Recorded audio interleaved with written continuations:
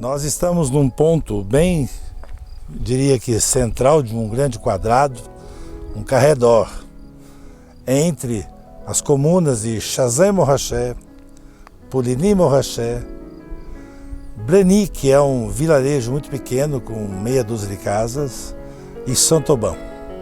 Eu tenho aqui comigo um pedaço de calcário todo perfurado. É esse calcário que a gente descobre nessas terras e que permite que a água passe por esses espaços e alimente as raízes das vinhas e faz com que haja também uma aeração no terreno. Jeff, bonjour. Bonjour alors. Bon, là on est dans un corridor, je sais que tout le monde connaît très bien Chazay-Montrachet, Poligny-Montrachet. Et Saint-Aubin, il est très à la mode ici maintenant. Oui. Et pourquoi ça? C'est quoi le grand secret? Saint-Aubin qui se trouve un peu plus à ma gauche dans la Combe, vraiment à quelques centaines de mètres par ici. Saint-Aubin est un village qui a une renommée grandissante. Nous nous trouvons dans des Saint-Aubin premiers crus en Remilly. Eh bien, nous nous trouvons à quelques dizaines de mètres du Montrachet Grand Cru. Voilà. En fait, nous sommes sur des terroirs absolument exceptionnels. Saint-Aubin bénéficie de cette proximité avec les meilleurs terroirs que nous avons ici en Bourgogne pour le chardonnay. Et avec la proximité de ces grands crus, évidemment, l'influence qualitative est entière. Les terroirs de Saint-Aubin se trouvent un petit peu plus en altitude. On voit bien que le climat change un peu, les années sont un petit peu plus chaudes, un peu plus solaires, et Saint-Aubin bénéficie d'un surcroît de fraîcheur. Et ça, c'est quelque chose de très important pour les Bourguignons. Donc, des terroirs exceptionnels, une conservation de la fraîcheur parce qu'on est un petit peu plus en altitude. Okay. Et on comprend pourquoi Saint-Aubin attire les connaisseurs, attire les amateurs de grands vins blancs. Nós temos a oportunidade de degustar vinhos que são muito semelhantes, dado essa proximidade, dada essa caracterização, dada essa identificação do terreno. Tanto que alguns vignerons que nós conhecemos têm terras em Saint-Aubin, têm terras em Poligny, têm terras em Chazay-Montrachet. Les classements ont été établis il y a très longtemps. On ne peut pas mettre sur un pied d'égalité un village, un premier cru ou un grand cru.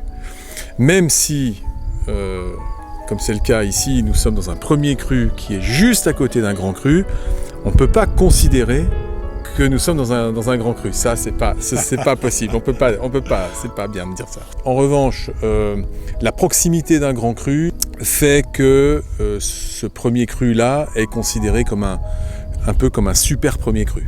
Voilà, c'est plutôt comme ça qu'on peut l'entendre.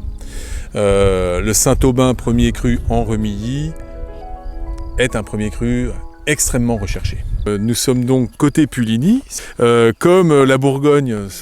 La Bourgogne, c'est pas très simple à expliquer. Hein, alors tu le sais, hein, tu le sais maintenant.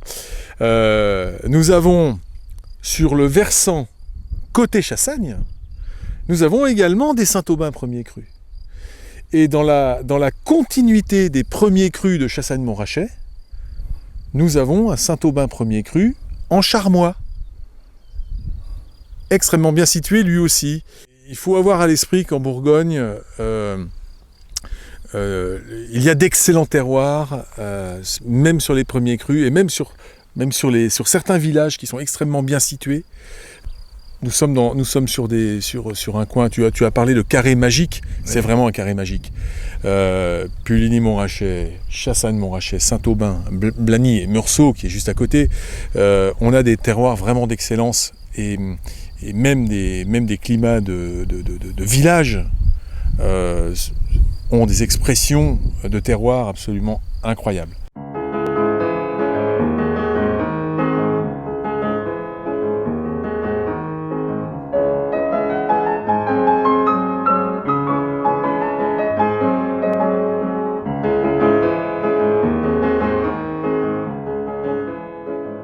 Bonjour Philippe. Bonjour alors. Bonjour. C'est dingue, c'est incroyable comment la nature donne des cadeaux à nous. Donc là, c'est incroyable de croire que c'est moins qu'un mètre qui va séparer les appellations. Qu'est-ce que tu peux dire sobre chaque appellation, s'il vous plaît? Donc là, par rapport à l'appellation, donc on est en Chassagne premier cru Chenevotte, Saint-Aubin premier cru Les Combes, sur le même terrain. C'est un petit peu exceptionnel, un des seuls terroirs qui est coupé en deux par la frontière entre les deux villages. Après, la différence qu'il peut y avoir entre Chassagne et Saint-Aubin, c'est souvent le côté altitude. Mais ici, on travaille au même niveau. Donc les vins sont vraiment très très semblables. Et tous les ans, on a des cuvées qui se ressemblent beaucoup, avec les mêmes caractéristiques. Bom, muito obrigado, ficou super claro. E aqui nós estamos numa baixada entre os pequenos montes, isso eles chamam de Combe, né? Então essa é uma característica dos vinhedos aqui da Borgonha.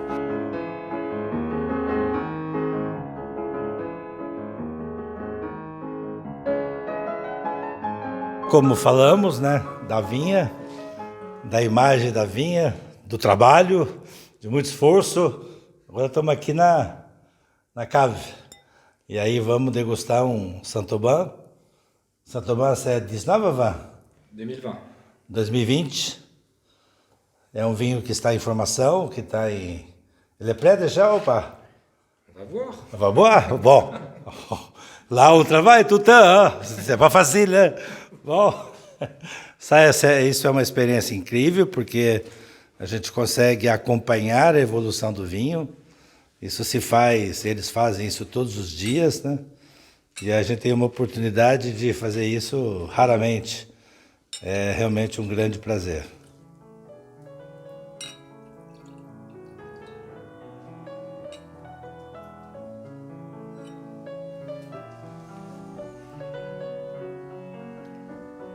Nossa, incrível. Santé, merci beaucoup. Santé alors. Ça a été une belle expérience. Merci. C'est comme le fromage. Le fromage ici.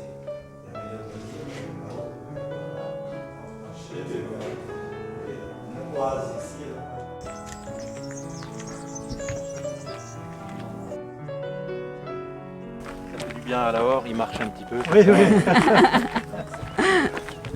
Et là, tu vois, je t'ai pas demandé ton passeport, mais j'aurais dû parce que tu es sur la frontière, justement, entre nos deux communes. Tu es à Meursault, ici tu es à Puligny. Et en fait, Blagny, c'est les deux en même temps. Donc nous, quand on vit ici, on a notre domaine ici, on a nos tripes ici, donc on a oublié tout ça. Moi, quand je vais là, je vais pas à Puligny. Quand je vais là, je vais pas à Meursault. Moi, quand je vais là ou quand je vais là, je suis à Blagny. Comme je te le disais tout à l'heure, je te parlais des deux bases qui sont les murs, qui sont Puligny et Meursault. Et je te disais que Blagny, c'était le toit porté par ces deux appellations. Et ici, on a une image parfaite de ce que je suis en train de te dire, puisqu'on voit le village de Puligny-Montrachet, et qui est à pratiquement 200 mètres en dessous de nos pieds, en termes d'altitude. Donc là, on est à 400 mètres. Ici, on est à 340. 340. Et on monte à 400 mètres en bordure des bois. Só para compreender essa questão de altitude entre 200 metros, 340 e 400, muda tudo. Muda o vinho, muda o sabor, muda o terreno. Bom, estamos aqui numa posição de ter a prova daquilo que o Laurent falou, desse lado de Puligny. É uma rocha mais dura, mais compacta. Nós estamos aqui a uns 3 metros. Combien on est à combien de la vigne maintenant? 3-4 mètres? Là, on est à 2,50 m en dessous. Enfin, à nos pieds, on est à presque 4 mètres. 5 mètres. Cette caractérisation, cette rocher doux, ça permet de la racine d'avancer entre elles, de trouver les... En fait, quand le massif alpin des Alpes, c'est les Alpes, quand tout ça s'est soulevé, les Alpes, en sortant de terre, ont poussé sur les côtés tout ce qu'il y avait, Et en fait, ici, on est sur ce qui a été poussé par ce massif alpin.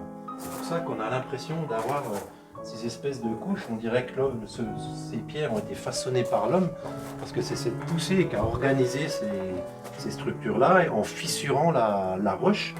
Ce qui fait que, comme un mur, on a une pierre, et puis on a de la matière tendre, qui sont en fait ce qu'on appelle des limons. Hein. Ça provient des sols supérieurs, c'est transporté par l'eau, et donc ça vient colmater toutes ces fissures. Et que font les racines? Les racines, elles vont descendre du sous-sol, du sol, pour coloniser ces petits espaces ici. Et comme ce sont des sols de pierre et qui retiennent très peu l'eau, les plantes vont venir très profondément chercher à la fois l'eau entre ces joints et en même temps des éléments nutritifs. En Touraine, par exemple, dans la tuffe, dans les anciennes carrières de tuffe qui servaient à construire des châteaux à l'époque, on retrouve des racines de vigne sous 25 mètres de terrain.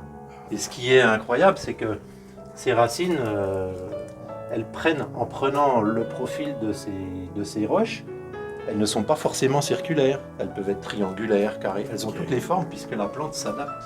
Toute cette eau qui vient du ciel, qui tombe sur le sol, va, comme je disais tout à l'heure, emporter des éléments du sol. C'est ce qu'on appelle de l'érosion verticale. Pour emporter tout ce qui est dans les couches les plus profondes. Et quand on est sur ce type de roche, eh bien ces parties du sol qui étaient à une époque au-dessus, on peut les retrouver ici.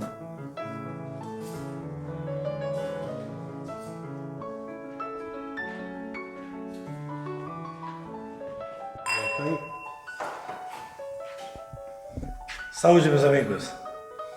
La santé du Brésil, et des Brésiliens et des Brésiliennes.